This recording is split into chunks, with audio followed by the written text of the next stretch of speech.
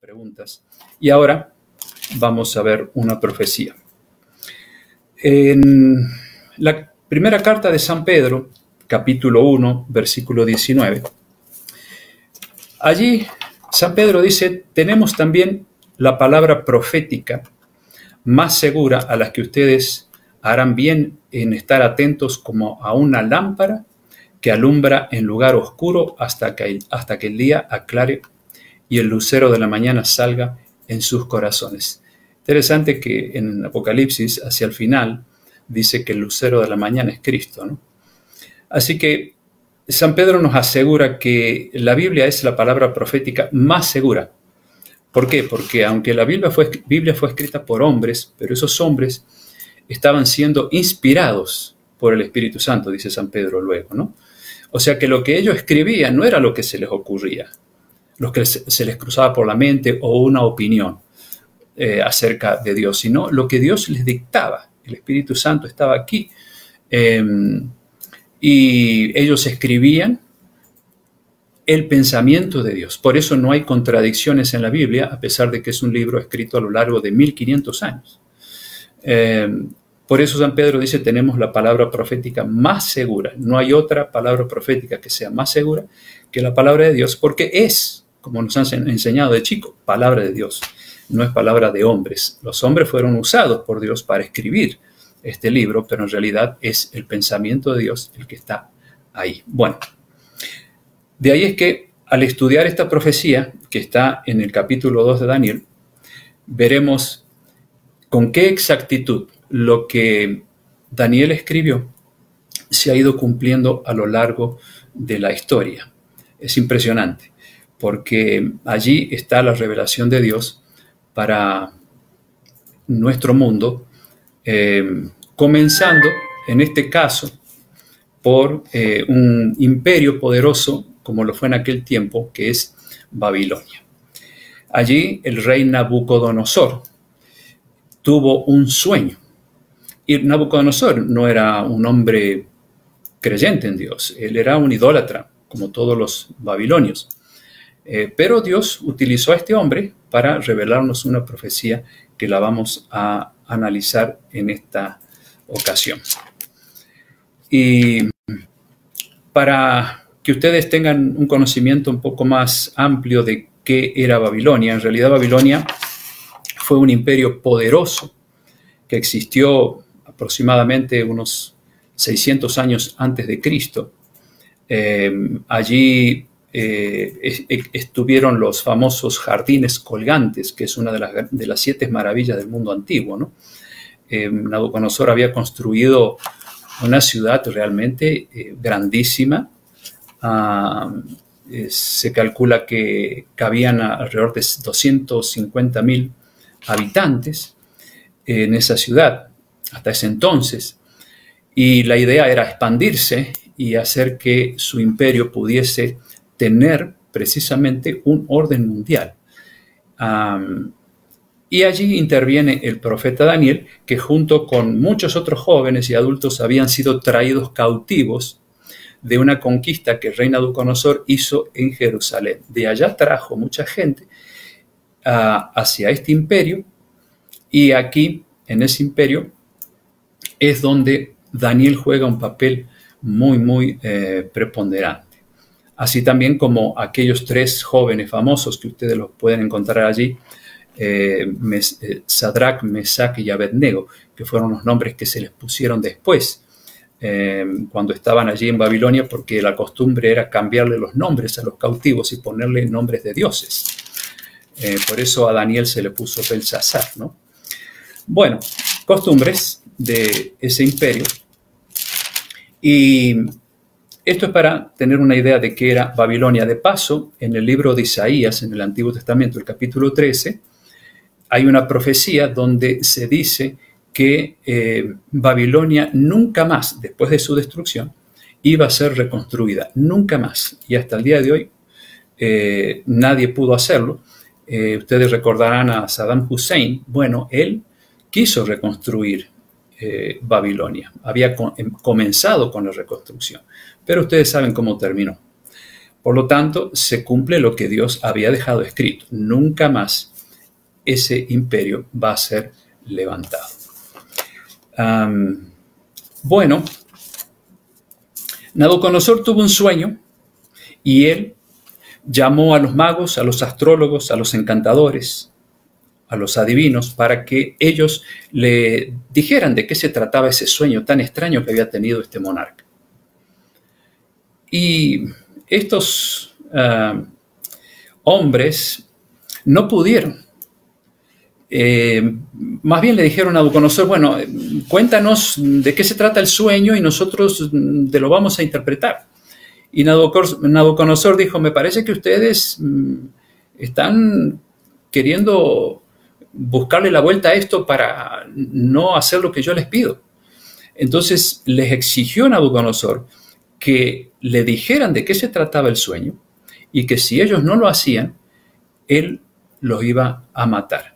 Iba a ordenar un decreto, iba a firmar un decreto para que fuesen muertos por no poderle interpretar el sueño. Estoy resumiendo lo que ustedes pueden encontrar en los primeros capítulos del libro de Daniel. Y bueno, no pudieron ni los astrólogos, ni los adivinos, ni los encantadores interpretar el sueño porque ni siquiera sabían ellos de qué se trataba. Y cuando Nabucodonosor firma ese decreto de muerte, aparece en escena aquel hijo de Dios, aquel que adoraba al verdadero Dios, o sea, Daniel, y habla con el capitán del rey, que se llamaba Arioc, y le dijo, mira, yo tengo una propuesta, no mates a esta gente, yo voy a pedirle a Dios que me dé sabiduría para que pueda interpretar el sueño al rey Nabucodonosor. Así fue que Arioc le dijo, está bien, y le concedió el permiso para que Daniel hablase con el rey. Y entonces él tiene un diálogo, Daniel con el rey, y vamos a leer en el capítulo 2, versículo 27, lo que allí se cuenta. El rey Nabucodonosor lo aceptó conversar con él porque estaba desesperado, quería saber de qué se trataba este sueño, y como Daniel, así, junto con los otros jóvenes, ya tenían fama de ser gente muy inteligente, muy capaz, superiores a los otros jóvenes de Babilonia, por la clase de vida que ellos llevaban, por la clase de alimentación que tenían ellos también. Eso lo pueden ver en el capítulo 1. Entonces Nabucodonosor pensó que este hombre podía darle una buena mano. Entonces allí en el capítulo 2 de Daniel, y vamos a leer versículo 27, dice lo siguiente. Daniel respondió delante del rey diciendo, el misterio que el rey demanda, ni sabios, ni astrólogos, ni magos, ni adivinos lo pueden revelar al rey. Y aquí Daniel empieza a testificar acerca del Dios verdadero. Pero hay un Dios en los cielos, el cual revela los misterios, y él ha hecho saber al rey Nabucodonosor lo que ha de acontecer en los postreros días, o sea, en los últimos días de la historia. He aquí tu sueño y las visiones que has tenido.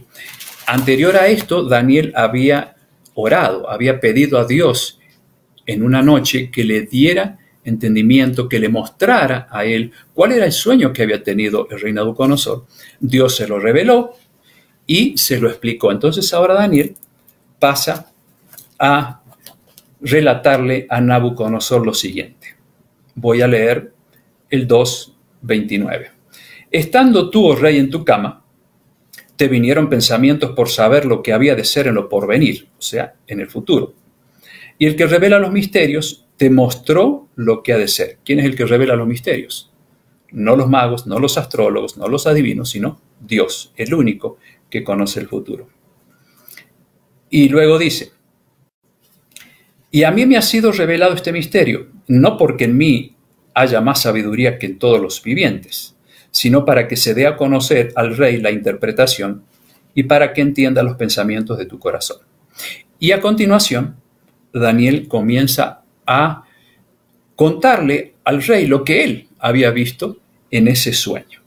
Por eso el rey quedó impresionado al ver que Daniel tenía esa capacidad dada por Dios para poder conocer ese sueño que incluso el mismo Nabucodonosor lo había olvidado. Y aquí viene la descripción de este sueño. Versículo 31. Tú, oh rey, veías y aquí una gran imagen. Esta imagen, que era muy grande y cuya gloria era muy sublime, estaba en pie delante de ti y su aspecto era terrible. La cabeza de esta imagen era de oro fino, su pecho y sus brazos de plata, de bien, su vientre y sus muslos de bronce, sus piernas de hierro, sus pies en parte de hierro y en parte de barro cocido. Estabas mirando hasta que una piedra fue cortada no con mano e hirió a la imagen en sus pies de hierro y de barro cocido y los desmenuzó. Entonces fueron desmenuzados también el hierro, el barro cocido, el bronce, la plata y el oro. Fueron como tamo de las eras del verano, o sea, como paja de las eras del verano. Y se los llevó el viento sin que de ellos quedara rastro alguno.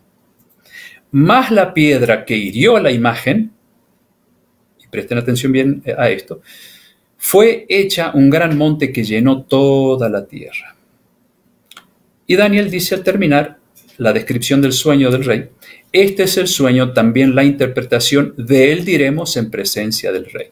Y a continuación Dios le explica esto, que para nosotros es un misterio. Pero Dios en su sabiduría le dice a Daniel: mira, el asunto es así. Y empezó a explicarle el sueño a él, y Daniel se lo transmite a el rey Nabucodonosor.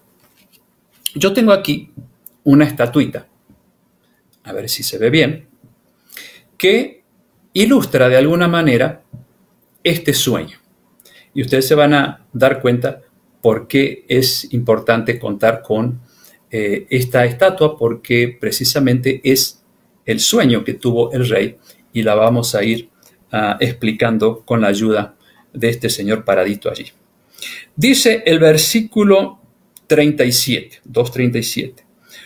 Tú, oh rey, le dice Daniel, eres rey de reyes, porque el Dios del cielo te ha dado reino, poder, fuerza y majestad. Y donde quiera que habitan hijos de hombres, bestias del campo y aves del cielo, Él los ha entregado en tu mano y te ha dado el dominio sobre todo. Tú eres, dice Daniel, aquella cabeza de oro. O sea, evidentemente Nabucodonosor soñó con una persona, con un monarca, con un rey, es decir, con él mismo. Se vio en esa visión, y esa visión estaba describiendo diferentes partes de ese hombre con diferentes metales. Y Dios, Dios que le reveló esto a Daniel, le dice al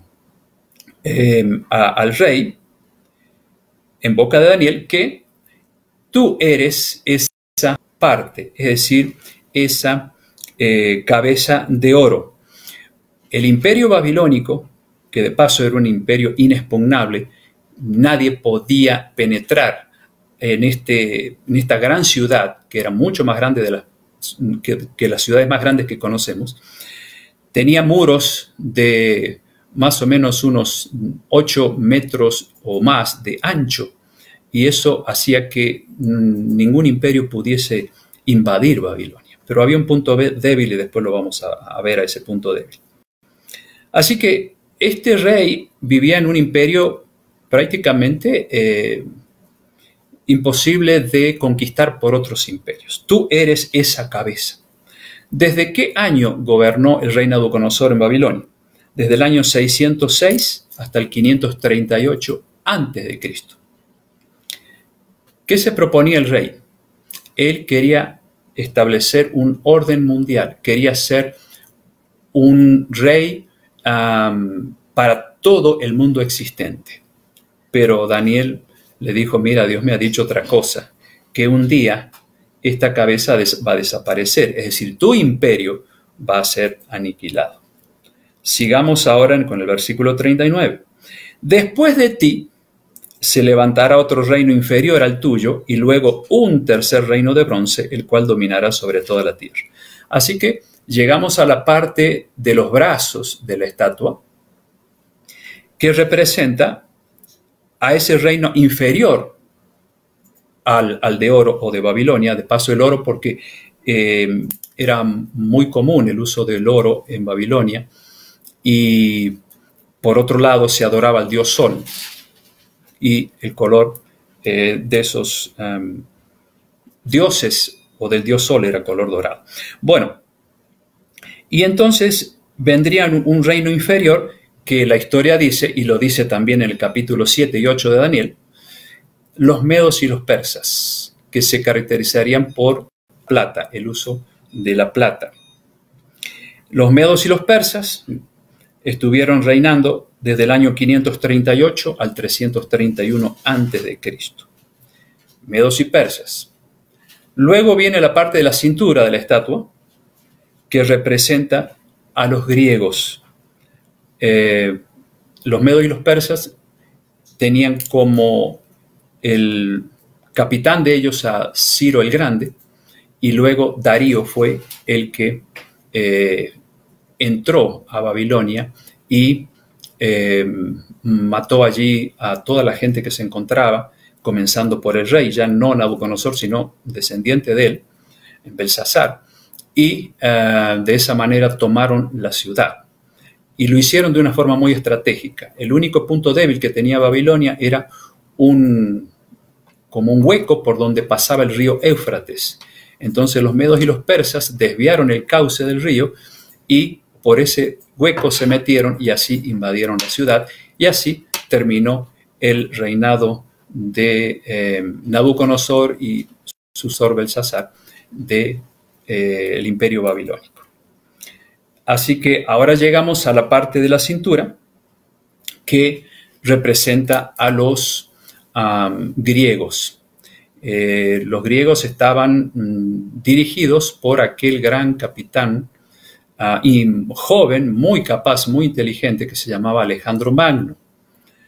Un hombre conquistador, un hombre que ganaba muchas victorias, pero desgraciadamente no pudo conquistarse a sí mismo, porque a la edad de 32 años estaba festejando una de sus tantas victorias y bebió una copa llena de vino y hasta el día de hoy no se despertó. Es decir, murió alcoholizado. Qué triste, ¿no? Tener tanta capacidad para dominar imperios, pero no tener la capacidad para dominarse a sí mismo. Y así murió Alejandro Magno. Por lo tanto, este imperio luego iba a ser vencido por el siguiente, que representa el hierro. Pero vamos a leer ahora lo que sigue. Bueno, esta parte va desde el año 331 al 168, que es cuando dominan los griegos. Versículo 40. El cuarto reino, ya llegamos aquí a la parte de las piernas de la estatua, será fuerte como hierro, y como el hierro desmenuza y rompe todas las cosas, desmenuzará y quebrantará todo. ¿Qué imperio representa las piernas? ¿Cuál es el imperio del hierro? Roma, exacto. La Roma imperial, la Roma pagana. Y dice el 41, de paso, los romanos gobernaron desde el año 168 al 476 antes de Cristo. Y lo que viste de los pies y de los dedos, en parte de barro cocido de alfarero y en parte de hierro, será un reino dividido, mas habrá en él algo de la fuerza de hierro, así como viste hierro mezclado con barro cocido. No sé si ustedes alcanzan a ver aquí que está bien ilustrado lo que dice Daniel. Mezcla de barro cocido con hierro. Algo extraño, ¿no? Y ya vamos a analizar eso. Así que, a manera de paso, Babilonia, luego vinieron los medos y los persas, todo esto antes de Cristo, ¿no? Luego vinieron los griegos, y luego vino el imperio romano. Y nosotros actualmente, amigos, estamos viviendo la parte de los pies de la estatua con la que soñó Nabucodonosor. Y dice el versículo 42, y por ser los dedos de los pies en parte de hierro y en parte de barro cocido, el reino será en parte fuerte y en parte frágil. Dice el 43, estoy leyendo el capítulo 2. Así como viste el hierro mezclado con barro, se mezclarán por medio de alianzas humanas, pero no se unirán el uno con el otro, como el hierro no se mezcla con el barro. Y dice en el versículo 44, y aquí viene lo interesante. Y en los días de estos reyes, o sea, aquí abajo, el Dios del cielo levantará un reino que no será jamás destruido, ni será el reino dejado a otro pueblo. Desmenuzará y consumirá a todos estos reinos, pero él permanecerá para siempre. Y el 45 dice, de la manera que viste que del monte fue cortada una piedra, se refiere al cielo, no con mano, la cual desmenuzó el hierro, el bronce, el barro, la plata y el oro. El gran Dios, dice Daniel, ha mostrado al rey lo que ha de acontecer en lo porvenir, en el futuro, y el sueño es verdadero y fiel su interpretación. Qué interesante. Vamos entonces a repasar algunos aspectos de esta profecía que Dios le reveló a Daniel para explicarle el sueño a este gran monarca Nabucodonosor. Sin duda que cuando Nabucodonosor supo que después de él vendría otro reino, se debe haber desanimado porque él quería implantar un gobierno mundial. Los medos y los persas quisieron hacer lo mismo. No lo lograron. ¿Por qué? Porque la profecía decía que después de ellos vendría el imperio griego con Alejandro Magno. Y luego de los griegos vendría el imperio romano. Es decir, hubo 4 intentos antes de Cristo, y incluye también posterior a Cristo, de establecer un gobierno mundial, un nuevo orden mundial, por así decirlo. Pero ninguno de ellos lo logró, porque estaba así escrito. Ahora, fíjense qué interesante que los metales se van devaluando.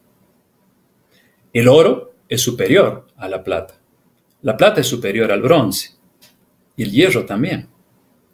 ¿Qué quiere decir esto? Que a lo largo de la historia, a medida que el ser humano quiso establecer un gobierno mundial, sus imperios, sus ideas políticas se iban a ir debilitando cada vez más, hasta que llegaría el momento en que una piedra cortada del monte, es decir, desde el cielo, golpearía aquí. No traje la piedrita, pero vamos a usar este mouse como una piedrita. Golpearía aquí en la estatua y desmenuzaría esos reinos, es decir, desmenuzaría la historia del mundo. ¿Y quién es esa piedra? ¿Quién es esa roca? Obviamente es Cristo. Hay muchos textos en la Biblia donde se habla acerca de Cristo como la roca, como una piedra. Por falta de tiempo no se los voy a dar ahora, pero ustedes pueden buscar todas las veces que a Cristo se lo compara con una roca o con una gran piedra. Bueno, así que nos preguntamos, ¿será que si todos esos grandes gobernantes no lograron establecer un gobierno mundial, ahora, ¿será que eso se va a producir? No, porque la profecía dice que vendrá una roca, vendrá Cristo desde el cielo, y Él entonces romperá con la historia y será un reino eterno y un reino de paz, de felicidad, sin problemas políticos, sin injusticias, sin ninguna de las desgracias que han ocurrido en esa vana intención de tantos reyes y gobernantes de establecer un gobierno mundial. El reino de Dios será totalmente diferente, ya lo hemos estudiado y ustedes saben muy bien que es lo que todo cristiano espera. Y cuando decimos en el Padre Nuestro, venga a nosotros tu reino, precisamente estamos pidiendo que esa piedra venga y caiga sobre la historia de la humanidad. Bueno, ahora, cuando llegamos aquí abajo, encontramos esa mezcla extraña, que son entre los 2 pies, obviamente 10 dedos. ¿Qué representan esos 10 dedos? Miren qué interesante. El imperio romano se dividió en 10 imperios. Quiso establecer también un gobierno mundial allá, en el continente europeo. No lo logró. Fracasó y entonces se diseminó en 10 imperios. 3 de ellos ya no existen, quedaron 7, que son los que forman parte hoy de los países en Europa. Yo recuerdo, iba a la escuela primaria, que en, no sé si en quinto o sexto grado me enseñaron cuáles eran esos 10 imperios en que se había dividido Roma. Y aquí los anoté: los ostrogodos, los visigodos, los érulos, los lombardos, los vándalos, los francos, los burgundios, los anglosajones, los alamanes y los suevos. Aquí está el símbolo de esos 10 imperios en los 10 dedos de la estatua con la que soñó Nabucodonosor. Interesante, ¿no? Entonces, el hierro está mezclado con el barro. ¿Cómo es posible que puedan mezclarse ambas cosas? Porque el componente de uno y del otro es totalmente diferente. ¿Por qué estarían mezclados? ¿Qué representa el hierro? ¿Qué representa el barro? Eso es lo que tenemos que saber para entender hacia dónde vamos y cómo va a terminar la historia de este mundo.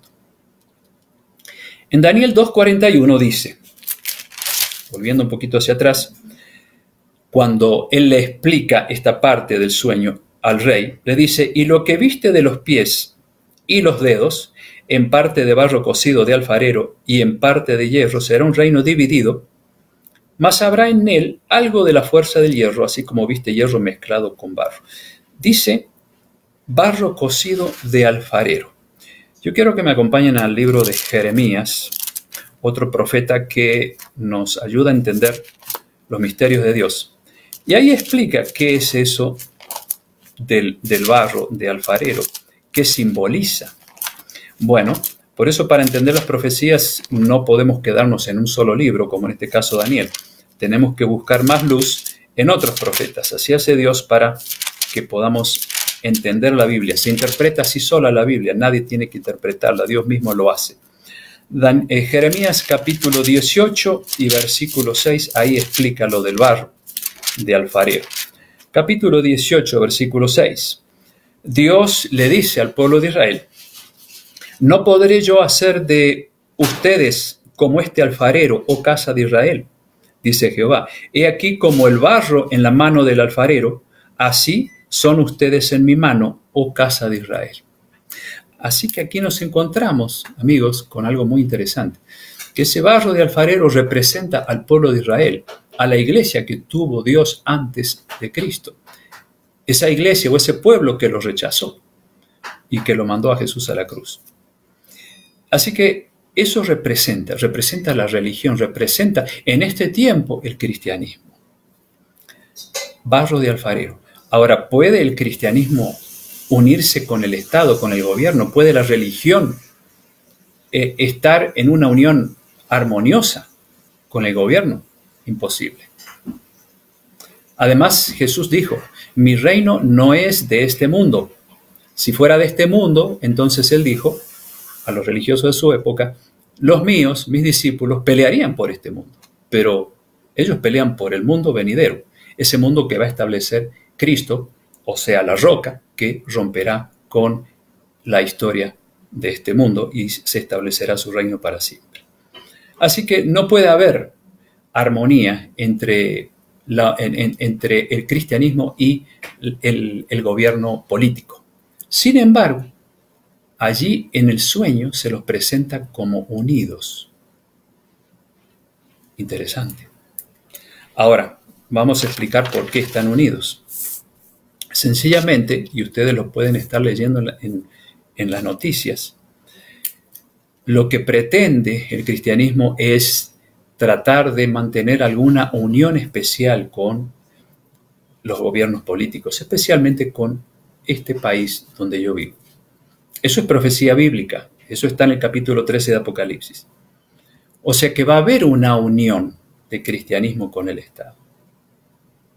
¿Con qué idea? Con la idea de implantar un nuevo orden mundial. Lean las noticias, lean las noticias últimas y van a ver ustedes cómo la profecía se está cumpliendo. Ahora, ¿Dios permitirá que ambas cosas estén tan unidas de tal manera que se logre establecer un reino mundial, un milenio de paz? No. Si Dios no lo permitió aquí, ni aquí, ni aquí, ni aquí, porque se cumplió la profecía al pie de la letra, obviamente eso es garantía de que aquí tampoco se va a cumplir el designio del hombre, el deseo del hombre de establecer un orden mundial. ¿Por qué? porque si lo quiere hacer, lo va a hacer a costa de la violación de los mandamientos de Dios. Quiero leer una profecía que se encuentra en una de las cartas de San Pablo, Primera de Tesalonicenses, capítulo 5, versículos 1 al 3. Y presten atención, este profeta también le arroja luz a lo que Daniel le explicaba a Nabucodonosor, especialmente con lo que tiene que ver con esta parte de la historia en la que estamos viviendo nosotros ahora.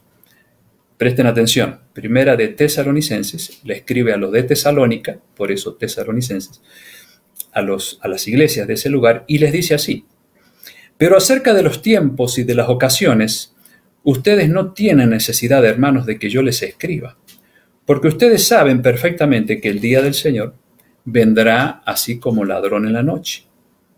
Y ojo con lo que viene ahora, que cuando digan paz y seguridad, entonces, ¿qué pasará? Cuando en este mundo digan por fin paz y seguridad, palabras que le han dicho varios presidentes, varios gobernadores ya. Cuando digan paz y seguridad, entonces, dice San Pablo, vendrá sobre ellos destrucción repentina, como los dolores a la mujer encinta, y no escaparán. A ver, dice que cuando se quiera establecer paz y seguridad en esta tierra, un gobierno mundial, entonces vendrá destrucción, como dice el profeta Daniel, al revelar este sueño a Nabucodonosor, la destrucción causada ¿por qué? Por la venida de Cristo, por esa roca, esa piedra que golpea aquí en los pies de la estatua, es decir, al momento de la historia que vivimos, y toda la historia queda desmenuzada y se establece el reino de Dios, el reino justo, el reino de amor de Dios. Así que recuerden esta profecía, cuando digan paz y seguridad, las cosas no van a mejorar, sino que vendrá sobre quienes proclamen eso, destrucción repentina. Y ya lo hemos visto a través de este sueño que tuvo el rey Nabucodonosor. Bueno, espero que hayan podido entender hasta aquí. A manera de repaso, entonces, antes de terminar, de paso, este estudio va a quedar grabado. Si algo no entendieron, lo pueden repasar. El rey Nabucodonosor tiene un sueño, estamos hablando de casi 600 años antes de Cristo. Soñó con él mismo, como la cabeza de oro, y él pensaba que en realidad su imperio iba a ser el imperio mundial que gobernaría en aquellos territorios. De paso, los colaboradores de Nabucodonosor le dijeron que él construyera una estatua para que todo el mundo de aquel lugar, de Asia Menor, vinieran a rendirle un culto a esa estatua, que se postraran ante la estatua. Todo eso ustedes lo van a leer ahí en el libro de Daniel. Y le dijeron ellos: mira, rey, haz una estatua con esa que tú soñaste, vamos a hacerla, pero en lugar de hacerle la cabeza solamente de oro, vamos a hacer que la hagas a toda la estatua de oro, porque tú eres el rey mundial, el rey que va a traer orden y paz a este mundo para siempre. Y así lo hizo, una estatua de unos 7 metros de altura, y mandó a todos los imperios vecinos a que vinieran a rendirle culto a la estatua, a postrarse ante la estatua, a postrarse ante el rey Nabucodonosor. Excepto los 3 jóvenes compañeros de Daniel, no lo hicieron, se quedaron paraditos. Y se acuerdan la historia, fueron arrojados a un horno de fuego, como castigo por no rendirle culto a la imagen. Pero apareció un cuarto personaje entre ellos allí, y era Jesús, que estaba caminando con ellos, y dice que no se les quemó ni un pelo, ni olor a humo tenían, y salieron del horno así como habían entrado. Es apasionante leer estas historias que ocurrieron en aquel entonces. Bueno, pero el rey solamente era la cabeza. Después de Babilonia vendrían los medos y los persas. Quisieron hacer lo mismo, implantar un nuevo orden mundial. No pudieron. Vinieron los griegos. Tampoco. Vino el imperio de hierro, Roma. Tampoco. Hoy vivimos en el tiempo de los reinos europeos y tenemos una rara mezcla de hierro y de barro. La mezcla de el poder del Estado, el poder del gobierno político, junto con el poder de la religión. El día que ambas cosas quieran unirse, dice la profecía, vendrá, como dice Pablo, destrucción repentina, porque querrán proclamar una paz y seguridad que no va a estar basada en la voluntad de Dios, sino en una voluntad de hombres, en términos políticos. Así que esto es, en resumen, la hermosa, apasionante profecía de Daniel capítulo 2, el sueño de Nabucodonosor. ¿Por qué digo hermosa? Porque el final de la historia va a ser hermoso.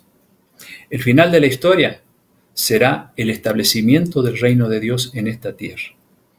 Y por fin se logrará un nuevo orden mundial por toda la eternidad. No teniendo como cabeza a un presidente, un gobernador, sino al mismo Cristo. Y por lo tanto será un reino de paz, de amor, de felicidad, donde todos viviremos para siempre, contentos, sin sufrimiento, sin dolor, sin muerte, sin pestes, sin desgracias, sin las injusticias que vemos todos los días en este mundo. Bueno, espero que haya sido del agrado de ustedes analizar juntos esta profecía y podemos responder a la pregunta que hice al invitarlos a estudiarla.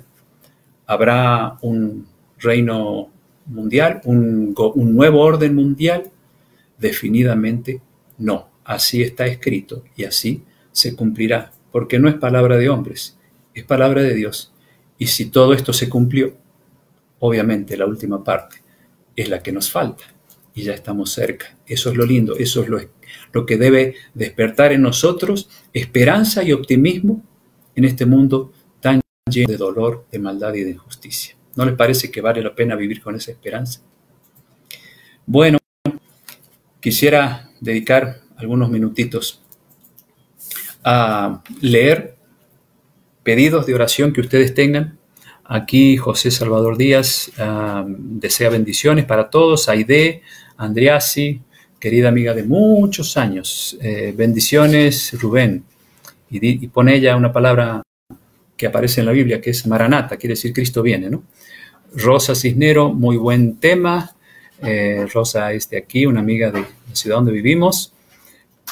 Margarita Alberti, orar por mi familia, por los pastores del mundo entero, por todos los líderes religiosos, ¿no? Todos los que representan el mensaje de Dios, todos los que llevan el mensaje de Dios, pues tienen una gran responsabilidad y debemos orar por todos los líderes religiosos y, ¿por qué no, políticos del mundo? San Pablo dice que tenemos que orar por las autoridades superiores, porque son puestas por Dios. El profeta Daniel lo había dicho también, Dios pone y quita reyes. Bueno, aquí Miriam me pasó algunos pedidos que no pude ver. Oscar pide por todos nosotros y por los enfermos del coronavirus. Nancy agradece por las oraciones, por su papá y su abuelita. Pide por sus hijos, nietos, Maximiliano, Antonella, Emanuel y Gael. Gael, qué lindo, tocayo de mi nieto, de nuestro nieto. Y pide también Nancy por su tía Cristina, que está con depresión aguda. Y también por Isaías Silva, que ha regresado, que dice aquí, retomó su tratamiento. Muy bien, vamos a tener presente estos pedidos. A Ana Ceballos, que Dios lo bendiga, pastor, gracias Ana, lo mismo digo. Y pues bueno, espero que haya sido claro el tema y que nos llene de esperanza. Los seres humanos podrán tener muchos planes, pero ninguna capacidad, ni política, ni científica, ni de ninguna índole, podrá jamás hacer lo que solamente Dios puede hacer, y es establecer un reino mundial. Y eso es lo que esperamos los cristianos con alegría, que Cristo venga pronto y por fin Él sea el Rey de Reyes y Señor de Señores de este mundo. Creo que también podemos agregar en esta oración una decisión que cada uno de ustedes y yo de tomar en esta tarde. La palabra de Dios no es para leerla e informarnos nada más, sino para establecer un compromiso con Dios. Si sabemos que pronto viene ese nuevo orden mundial que establecerá Dios, tenemos que prepararnos, porque vendrán tiempos más difíciles que lo que estamos viviendo. Estos son principios de dolores tan solo, lo dijo Jesús. Vendrán tiempos más difíciles. Queremos tener una fe que quizá hoy no la tenemos. Por eso, en este tiempo, aprovechemos de entregarle nuestra vida a Dios, de aceptar a Jesús en nuestra vida como nuestro Salvador, y de esa manera Él nos dará la fuerza, el valor para enfrentar los días difíciles finales de la historia de este mundo. Vamos entonces a tener una oración. Víctor Hugo Silva está también conectado. También te mandamos muchos saludos y gracias a todos los que han seguido conectándose. Teresa Velati, muy buen tema. Bendiciones, gracias. Es un tema apasionante sin duda. Y les repito, volver a verlo para entender algunos detalles que quizás se les pudo haber escapado. Luego la grabación y ahí entonces podrán entender mejor esta profecía tan apasionante, tan abarcante, que de paso, en menos de 500 palabras, Dios describió la historia del mundo. Si ustedes cuentan las palabras de la descripción que hace el profeta, van a ver que tiene menos de 500 palabras. Solamente Dios puede hacer eso. Una vez se hizo un concurso para ver quién podía describir la historia del mundo en menos de 500 palabras. Solamente hubo uno que logró hacerlo, pero en un poquito menos de 1000 palabras. No logró hacer lo que Daniel hizo, porque Daniel estaba revelando lo que Dios le había revelado, no era sabiduría de él, ¿no? Bueno, detalles interesantes para tener en cuenta sobre esta profecía. Muy bien, vamos entonces a recibir algún otro pedido de oración. Ángel Juárez está saludando desde Tucumán, Argentina. Bueno, me están diciendo que Aide también tiene un pedido. Vamos a esperar que me vayan a fin de... Oh, sí, aquí lo encontré. Ella dice, oremos para que Dios transforme la maldición del virus en una bendición. Claro que sí, muy buen pedido, Aide. Bueno, entonces vamos a elevar esta plegaria a Dios y agradecerle a Él también por revelarnos estas profecías tan significativas que nos muestran claramente de dónde venimos y hacia dónde vamos. Vamos a tener entonces esta oración. Querido Dios, te agradecemos en esta noche por habernos revelado con tanta claridad la historia del mundo, dividida en estos 4 imperios, que obviamente hubieron muchos más que pretendieron hacer lo mismo, pero no lo lograron, ni lo van a lograr. Pero que en este sueño, básicamente, se explica cuál es el propósito del ser humano, cuál ha sido ese propósito y por qué ha fallado. Pero lo más lindo es que pronto vendrá esa roca cortada del cielo que representa a Cristo como la roca, y entonces Él establecerá ese reino justo por toda la eternidad. Y en este tiempo, Señor, ayúdanos a entregar nuestra vida a ese Jesús, que será nuestro Rey de reyes y Señor de señores por toda la eternidad. Ayúdanos a vivir conforme a la voluntad de Él. Ayúdanos a conocerlo a través de su palabra, a través de la oración, también que podamos comunicarnos con Él para pedirles esa fuerza que necesitamos en estos momentos duros que estamos viviendo, que tendrán que serán peores. Pero sabemos que son dolores de parto que anuncian el alumbramiento de la llegada de ese reino que estamos todos esperando con tantas ansias. Oscar está pidiendo por todos nosotros, por los enfermos del coronavirus, que pongas tu mano sanadora sobre ellos. Si hay algún familiar nuestro que está padeciendo esto, pedimos sanidad. También te pedimos para que, como dice Aide, que esta enfermedad pueda tornarse en bendición. ¿Y en qué sentido? En el sentido de que esto nos acerque más a ti, nos ayudes a ser más fieles a ti, a tener más deseos de andar en tus caminos. Si ese es el objetivo que tú tienes con esta enfermedad, entonces queremos nosotros lograrlo con tu ayuda y agradecerte, porque de esto malo podemos sacar algo bueno. También a Nancy agradece por las oraciones que han sido respondidas en favor de su papá y de su abuelita, pide por sus hijos y nietos, Maximiliano, Antonella, por Emanuel y Gael. Bendice a esos nietos y bendice a Nancy y toda su familia, también por su tía Cristina, que está padeciendo un cuadro de depresión aguda, y también por Isaías, que está haciendo un tratamiento. Ruego por la salud de esas personas, Señor, que tu mano poderosa esté sobre ellos. Y si hay algún pedido que me olvido, pero que sabemos que tú no lo olvidas y que lo estás viendo en el corazón de cada una de las personas que están aquí, pedimos que los respondas a esos pedidos conforme a tu voluntad. Quédate con todos los que estamos aquí en esta hora, a sus respectivas familias, y que a lo largo de estos días, Señor, sigamos recibiendo de ti la fuerza que necesitamos para poder sobrellevar estos momentos difíciles que el mundo vive. Que podamos ser instrumentos para llevar palabras de aliento a aquellos que están desesperados, a aquellos que no tienen esperanza y no conocen estas cosas que nosotros tenemos la oportunidad de conocer, y que es la gran esperanza que en tu palabra encontramos de que pronto Cristo habrá de establecer su reino para siempre. Quédate con todos ellos, los que estamos aquí, y con sus respectivos seres queridos. En el nombre de Jesús oramos. Amén.